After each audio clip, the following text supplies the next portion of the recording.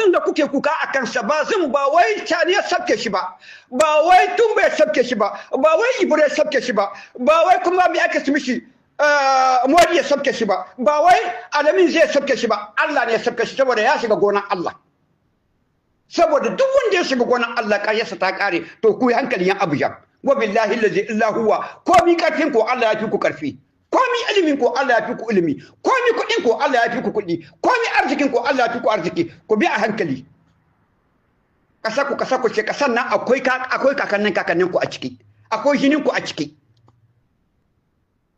ba san baya kamar ku koyo ko gobe in da akan shi ne kuke hauka akan shi ne kuke ridda akan shi ne kuke bushire ma Allah ku yi hankali yadda bushire ma Allah aka Allah sabke shi to kuma Allah yana ya sabke ku yadda shi ba zai bushire ma Allah gaba ɗaya saboda wanda yake aihuwa yana hana arziki sannan kuma